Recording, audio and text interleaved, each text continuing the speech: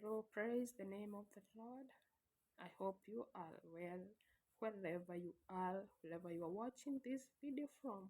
I bless the name of the Lord because He has been so faithful, He has been so gracious, and today He has given us another word that we may learn and we continue uh, filling our spirit with the word of the Lord, that we'll be able to continue with this life. And we shall be reading in the book of Isaiah chapter 40. We shall be going through the chapter of Isaiah 40, and we shall see what God wants us to do and what He wants His people to continue doing. Or we see the nature of our God, who He is. At times we forget who our God is, and we tend to do things that are not according to His will. And at times as Christians we turn against His will just to put our life on the track of the human nature, and forgetting how we are supposed to live as spiritual beings or people who are led by the Spirit of God. In the book of Isaiah, chapter 40, it talks about uh, the God or the words of hope, and also how God He is, or we call it the incomparable God. That we cannot take anything and try to compare with the nature of God. Know that God is the supreme being, He is the creator of heaven and earth. And remember, in Genesis, it talks about in the beginning, God. So before anything else, it's God who comes first. So in the beginning, God created heaven and earth. When we talk of in the beginning God, it shows that before everything started, before anything came into existence, there was God. So everything that came about after God, it was from God. It's Him who said, and let there be. Or they were with the Spirit and the Son, because He was not alone, because He said, let now create. So He was not alone. He was Himself, the Spirit and the Son. They were the one who said, let there be. When you talk of the words of hope, it's from Isaiah 40, from verse 1 to about verse 7. He talks about the words of hope. Comfort my people, says our God, comfort them. Encourage the people of Jerusalem. This was the time when Jerusalem was going through a very hard time, when they were going through attacks, and they were going through attacked by their enemies. And Isaiah was giving them the word of hope. And it continues and says, a voice cries out, prepare the wilderness, the road for the Lord. These are the words that John the Baptist said in the New Testament, about preparing the way. It's about Jesus Christ. This was a prophecy that came to fulfillment about the coming of Jesus Christ. About the voice is crying out, prepare in the wilderness a road for the Lord. Clear the way in the desert for our God. Fill every valley, level every mountain.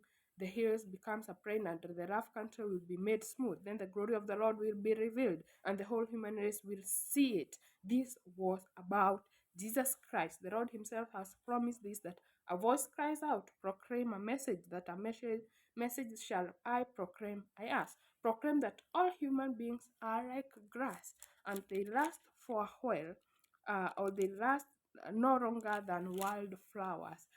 Grass withers and flowers fade when the Lord sets the wind blowing over them. People are no more enduring than grass. So it was talking about that us as a human race, we are just little thing that God can do away with. We are no longer, we cannot live longer than wild grass that withers when there is sun, and if the flowers fades away. So when we talk about the goodness of God, we talk about His nature, who He is, the incomparable God.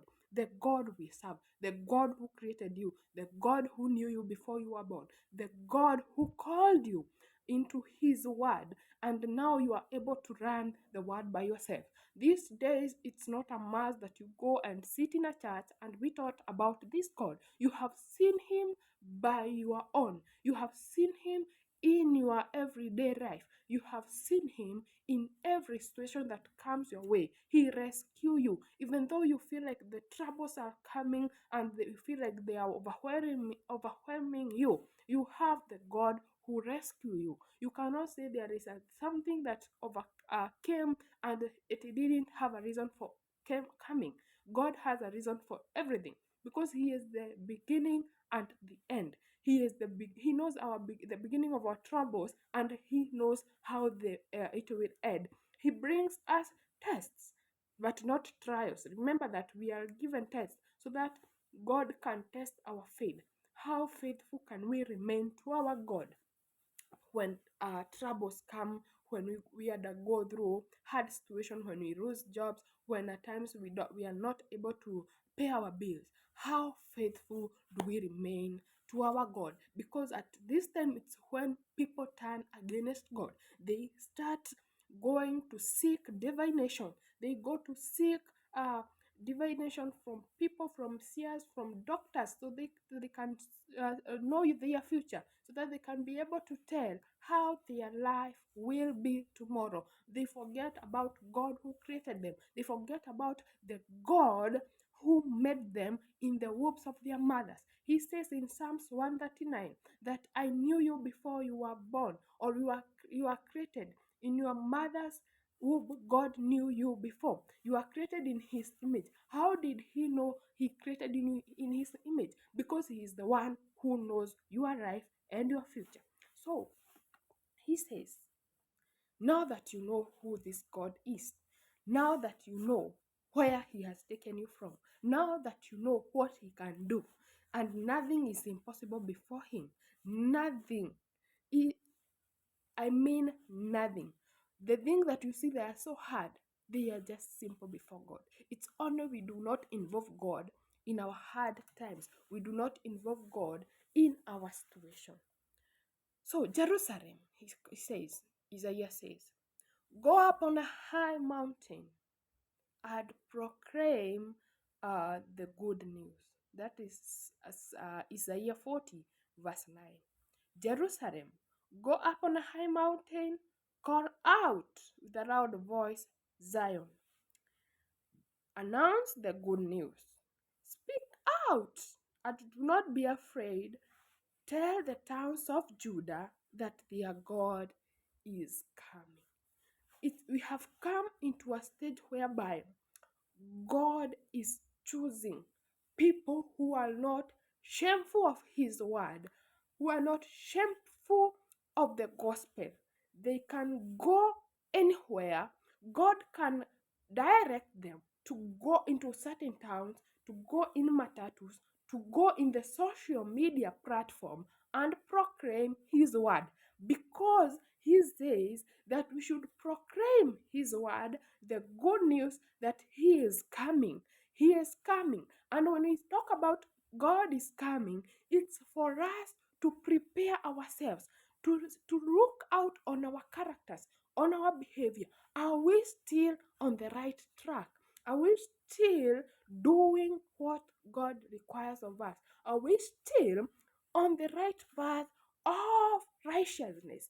Are we still doing the good things to other people? Are we still holding on the faith, or we have turned, against our God, or we have turned against the goodness of God, and now we are being led by the human nature? We do not want to be told, we do want to be condemned of the evils that we are doing, because he says that we should condemn the evilness in the public, and people should be told when they are doing wrong so that they can change their behaviors.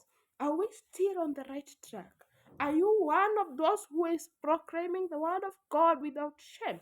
Are you one of those people who God can or can call today and tell you, go to this town and tell my people that I am coming, that it's the time for me now to come for my people that have been doing the right thing, that have been following the word and doing the right thing. Are you there?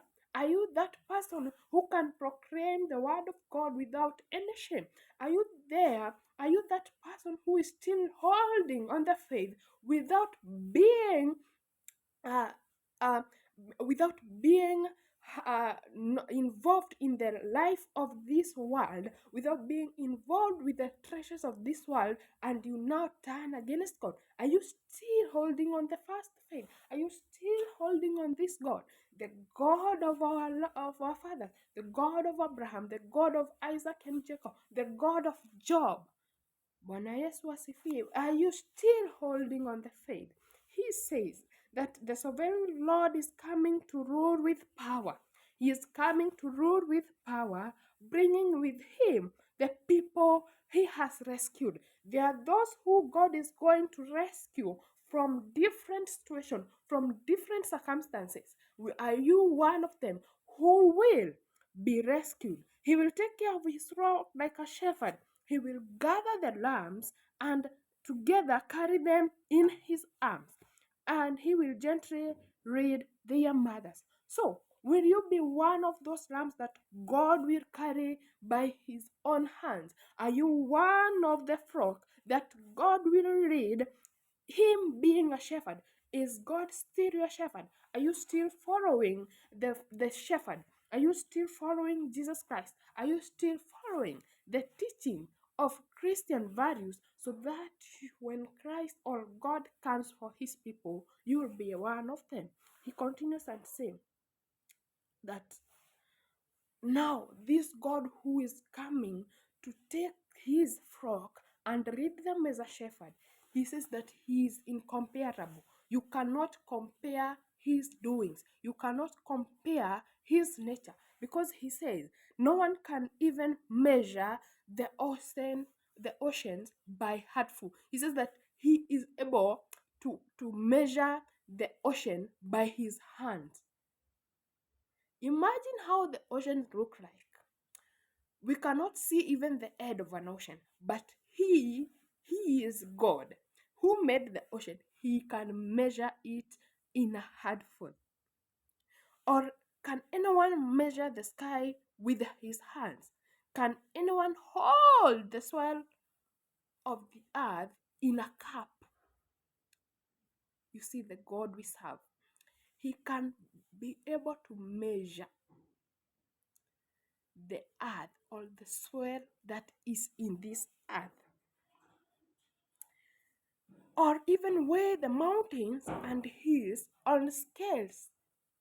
There is no one, but he knows the measure of the mountains and the valleys and the hills.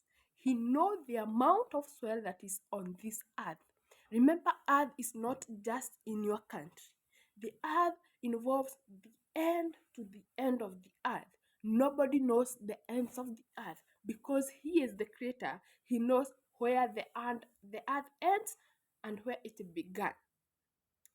No one can be able to measure even the sky with his eyes, but God, he is able. With whom does God consult in order to know and understand and learn how things should be done? God does not have people who advise them. He does not have consultants like a president or a greater person who sits with his consultant so that they can give him advice on what to do next, on what people want, on what is going to make him successful in the next move. But God does not have consultants. He knows what to do with you, with your neighbor, with your relative, with the whole country, with the whole world. He is able to control everything. He knows what is happening now in my life. He knows what is happening in your life at the same time. He does not have consultant. He does not have personal assistants. He works by his own.